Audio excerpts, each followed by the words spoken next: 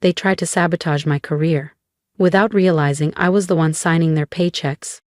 Stick around, because what started as betrayal turned into the ultimate power move. And, if you're into stories of quiet revenge and unstoppable success, hit that subscribe button.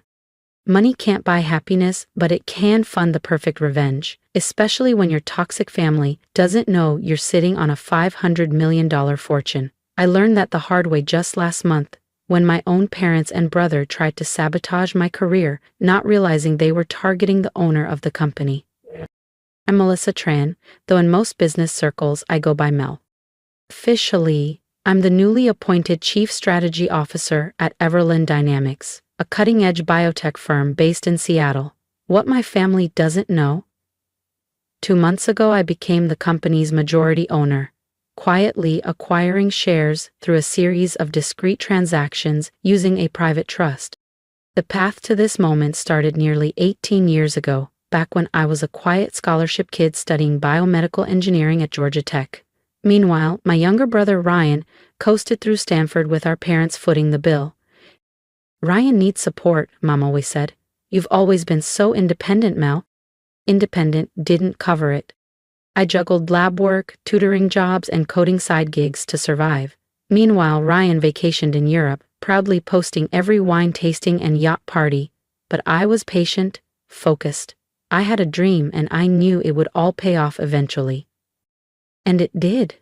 By the time I turned 30, I had launched and sold 2 biotech startups. Quietly, I kept my name off press releases, funneled profits through shell companies, and let the world think I was just another mid-level exec grinding away. Why all the secrecy? Because I knew how money poisoned relationships. My parents had always worshipped Ryan's stable job in corporate sales while treating my work like some fragile experiment. "You should talk to Ryan," Mom would say at dinner. "He can help you get into real business." So, I let them believe I needed help. That I needed them. Meanwhile, I was executing my masterstroke. A stealth acquisition of Everland Dynamics, where I'd been working quietly for just over a year. The firm was undervalued but packed with promise. Using a web of trusts and entities, I gained control without anyone realizing it was me. When the board named me CSO, they thought they were hiring a loyal strategist. They didn't realize they were giving the seat to the new owner.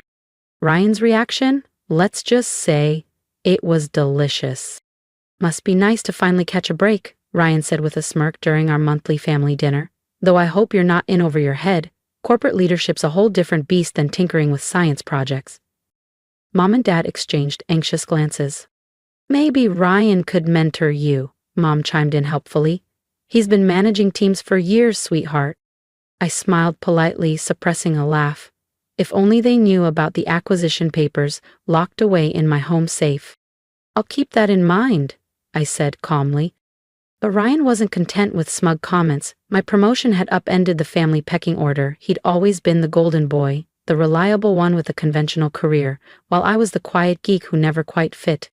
The first red flag came when he began dropping by Everland Dynamics for casual lunches with department heads.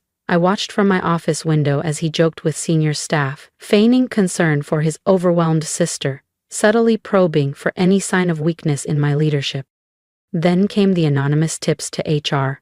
Accusations of falsified degrees, rumors of inflated credentials, all of them baseless and easily disproven. But they sent a clear message. Someone was trying to destroy me. "I'm just worried about you," Ryan said sweetly when I confronted him. "You know how it is. Tech companies promote women a little too quickly these days. Gotta hit those diversity numbers. I'd hate to see you crash and burn in front of everyone." I let him keep digging, curious how far he'd go.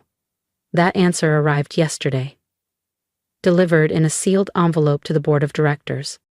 Inside, a polished dossier filled with forged bank statements, altered emails, and a timeline painting me as a fraud. Embezzlement, insider trading, falsified reports. It was a masterclass in malicious fabrication. The board called an emergency meeting for Friday morning. Ryan must have heard through his office grapevine because at dinner last night he was practically glowing. "The board wants me present tomorrow," he announced grandly. Apparently, there's going to be a big change at the top. Mom and Dad beamed with pride, neither asking why I wasn't invited to this mysterious meeting about my own job. What they don't know is that I spent last night building a dossier of my own. Every manipulation, every lie, every whisper campaign documented in detail. And this time, I'm also revealing Everlyn Dynamics' true ownership structure. Tomorrow, they'll finally find out who's really in charge. And if you think Ryan's about to get away with it, you might want to hit that subscribe button, because what happens next changes everything. I should be angry.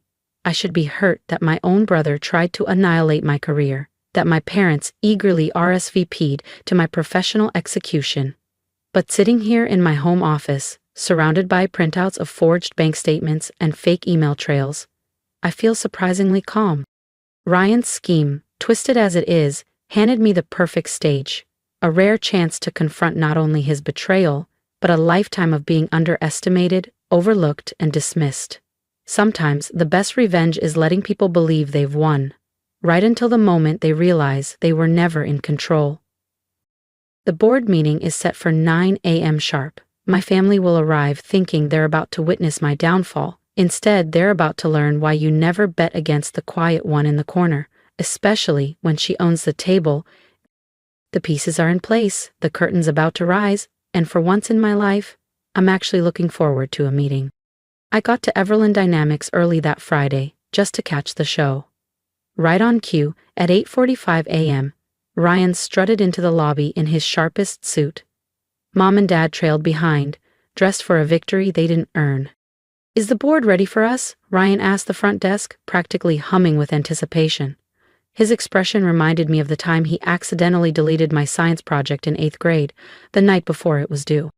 From my office upstairs, I watched them being escorted to the executive conference room. The board followed soon after, somber-faced and tight-lipped, exactly as instructed. Everyone had received my private message the night before. At 9 a.m. on the dot, I pushed back my chair, took a deep breath, and walked down the hall. Time to begin. Marcus Chen, our board chair, was mid-sentence as I entered. "These allegations against Ms. Tran are extremely serious." "Sorry I'm late," I said brightly, taking my seat at the table. Ryan's head jerked up, confusion flickering behind his smug grin. "Mel, this is a closed session. You weren't invited," he said sharply, glancing nervously at the directors. I folded my hands calmly. "Actually, I invited myself. It's a bit hard to hold a board meeting without the company's owner." The silence was delicious. Ryan's jaw dropped. Mom blinked rapidly. Dad looked like he'd swallowed a lemon whole. "What are you talking about?" Ryan sputtered. "Everlyn Dynamics is owned by shareholders." "It's a public company," Ryan scoffed, clinging to his illusion of control. "Correction," I said, nodding to my assistant Layla, who stepped forward and began distributing folders to everyone seated around the table. Everlyn Dynamics was a public company, until 2 months ago, when it was quietly purchased by Trans Strategic Holdings. Would you like to guess who owns that? I watched as realization dawned across the boardroom. Several directors' eyes widened as they flipped through the pages. Some had speculated about the mysterious private trust behind the buyout, but no one knew the identity of the new owner. Until now. "This is insane," Ryan stammered. "You can't afford. You're just a lab geek? Just a coder," I finished for him, smiling. "Yes, you've made that quite clear, over and over again, in fact." I turned to Layla. "Could you play the recordings, please?" She tapped her tablet, and the room filled with Ryan's voice, dripping with false concern. "Between us, Melissa's not leadership material," he was saying in one clip. "She's brilliant in the lab, sure, but this role? She's going to crash hard." Another recording played. "Have you noticed any irregularities in her department's finances? Might be worth a closer look." Every whisper, every manipulation, every false lead, captured and played back like a perfectly timed symphony. Ryan began to sink into his chair, color draining from his face as the room turned cold. "And then there's this," I said, holding up the envelope he'd sent the board. The same one filled with falsified statements and forged documents. Attempted character assassination, fabricated financial misconduct, intentional sabotage of company leadership. Did you really think no one would verify any of this before taking action? I was trying to protect the company, Ryan blurted, his voice cracking. You're not qualified. You've never been the one who succeeds, who wins. You're not the one who deserves to be here, I said quietly. No, Ryan. I'm the one who deserves to expose you for corporate espionage, for manipulating stock perception, for endangering the company's future with lies. Mom's voice finally broke through the silence. Surely you wouldn't ruin your own brother's life? Like he didn't try to ruin mine, I said, turning to her. Like you didn't come here to watch it happen? Dad raised a hand, weakly. We were just supporting Ryan. No, I cut in, you were doing what you've always done, assuming he was the one worth betting on. Then I turned back to the board. I apologize for the theatrical nature of this meeting, I said, rising once more to face the board. But I needed everyone here to understand exactly what we're dealing with. Mr. Ryan Tran has committed multiple serious violations in his attempt to sabotage my role at this company. I paused, letting that hang in the air. His actions have not only targeted me, they've exposed Everland Dynamics to legal and regulatory risk. Marcus Chen cleared his throat carefully. What would you like us to do, Ms. Tran? I took my seat again, folding my hands on the table. First, I want it on record that the board has reviewed and dismissed all allegations made against me as categorically false, based on verified documentation and internal review. Second, I request that a formal letter be sent to Ryan's employer detailing his misconduct, including the audio recordings, fabricated evidence, and attempts at corporate espionage. This behavior should follow him professionally. You can't, Ryan said, his voice cracking. You'll destroy my career. Like you tried to destroy mine? I asked, calm but sharp. The difference is, I have real documents tracing real actions you took, not the forged garbage you sent hoping to frame me. I turned back to the board. Lastly, I want it documented that Ryan Tran and both of our parents are permanently banned from Everland Dynamics property. Any attempt to contact staff or interfere with operations will result in immediate legal escalation. Mel, please, Mom cried, mascara streaking down her cheeks. We're family. I let out a short, cold laugh. Family supports each other. Family cheers your wins. Family doesn't fake documents and spread lies just because they can't handle your success. I pulled out one final folder, my ace.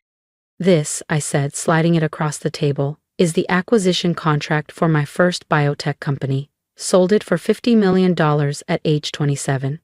My second, $180 million, 2 years later. I glanced at Dad. I could have bought that golf club membership you wanted, could have paid for every luxury trip you gave to Ryan like trophies. But I didn't. They stared at the numbers that shattered every narrative they'd clung to. I stayed quiet because I wanted to see who would stand by me when they thought I had nothing. You all failed that test. Ryan had gone pale. You're firing me from my job, he whispered. No, I said softly, your actions fired you, just like you tried to do to me. The only difference? You actually did what you're being accused of. I stood again, gathering the last of my documents. This board meeting is adjourned, I said clearly. Marcus, please ensure all documentation is formally filed and secured. Then I turned to them. Ryan, Mom, Dad. Security will escort you out. Wait, Ryan called out, his voice cracking as I reached the door. Please. I'm sorry. I was jealous. I couldn't handle that you were finally doing better than me. His voice shook. We can fix this, can't we? We're still family. I turned back one last time. Do you know the difference between us, Ryan? He looked up, eyes glossy. When you thought I was struggling, you pushed me down further. When I was succeeding, I kept it quiet to avoid making you feel small. I exhaled. That's the difference between real success and whatever game you've been playing. The next few weeks were interesting. Ryan lost his job. His employer wasted no time once they reviewed the evidence of his sabotage. Word of my success at Everland Dynamics leaked, and suddenly, the same country club crowd that had fawned over my brother started asking about me. Mom and Dad left teary voicemails, Ryan sent handwritten apologies. Even his therapist mailed a letter explaining he was doing the work. I archived them all without replying. 3 months later, I was working late when Leela buzzed my office. "There's someone here to see you, says it's personal." It was Ryan, but not the polished, cocky version I'd grown up with. He looked thinner, older. Hair shorter, no flashy watch, no tailored blazer. Just a plain button-down in a manila envelope. "I'm not staying," he said quickly, raising a hand. "I just need to say something." He stepped forward, placing the envelope on my desk. "This has everything. Passwords, contacts, info I dug up while trying to sabotage you. I'm also sending a letter to the board and my former employer, owning everything. No excuses." I watched him silently. "Why now?" I finally asked. "Because you were right," he said. "I wasn't building anything real, you did, and I hated you for it." He turned to leave, then hesitated. "I'm starting over. Small startup, entry level. No shortcuts this time. I don't expect forgiveness. I just wanted you to know that letting me fail taught me more than our parents ever did by helping me cheat." He reached the door. "Ryan," I called softly. He turned back, hope in his eyes. "Send me your resume in a year." "Not for a leadership role," I said gently, "but if you're serious about earning things the right way, we're always looking for people willing to work their way up."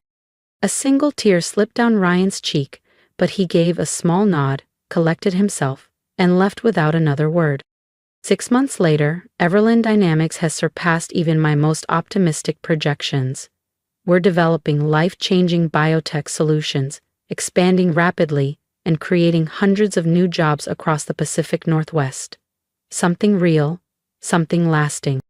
Mom and Dad still send the occasional message, usually when they need something or want to name-drop their CEO daughter at a dinner party. I keep contact polite but distant. The approval I used to crave so badly, I don't need it anymore. The corner office they said I'd never earn has a perfect view of the Seattle skyline. Some nights I sit by the window, watching the sun dip behind the mountains, thinking about family, ambition, and the strange power of being underestimated. Last week I got a holiday card from Ryan. No guilt, no request, just a quiet note. "You succeeded not because of us but despite us. I'm learning to do the same." Maybe that's the real revenge. Quiet, earned, undeniable. Thank you for listening to my story, for seeing me when so many people I loved couldn't. Now, I'd love to hear from you. Leave a comment. Tell me what you would have done in my shoes.